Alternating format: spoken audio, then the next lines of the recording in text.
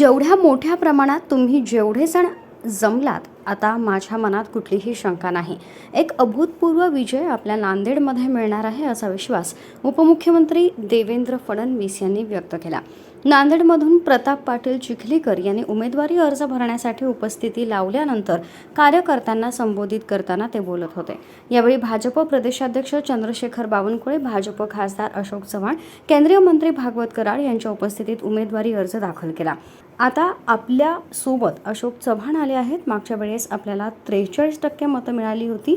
आता 50% मतं आपण पार करणारच आहोत. आता आपली वज्रमुठ एकत्रित झाली आहे.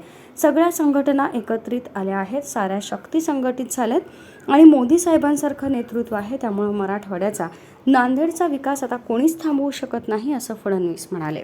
चव्हाण आता सोबत आले आहेत, त्यामुळे प्रताप पाटील तुम्हाला आता बूस्टर डोस मिळालेला आहे.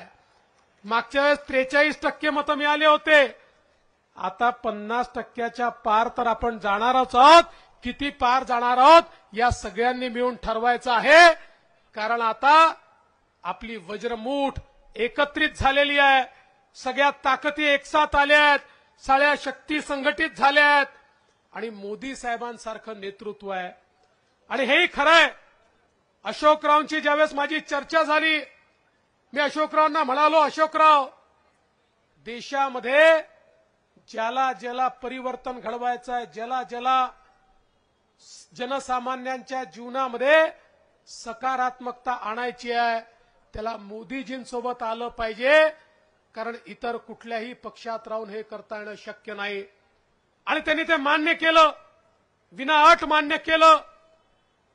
ते असं म्हणाले, मला तुम्ही काही दिलं नाही तरी चालेल, मी मोदीजींच्या नेतृत्वात काम करण्याकरता तयार आहे.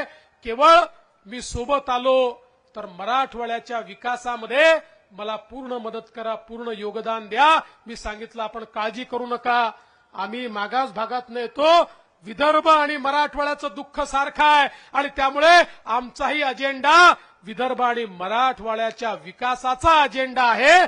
अशोक चव्हाणांसोबत जेव्हा बोलणं झालं त्यावेळेला त्यांना सांगितलं, देशामध्ये ज्याला परिवर्तन घडवायचं आहे, ज्याला जनसामान्यांमध्ये सकारात्मकता आणायची आहे, समाजकार्य करायचं आहे, त्यांनी मोदीजींसोबत आलं पाहिजे.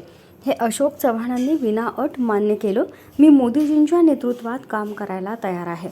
मराठवाड्याच्या विकासात मला मदत करा, पूर्ण योगदान द्या असं फडणवीस बोलताना म्हणाले. आणि त्यांनी महाराष्ट्राच्या विकासासाठी मोदीजींच्या नेतृत्वात भाजपसोबत काम करायचं ठरवलं.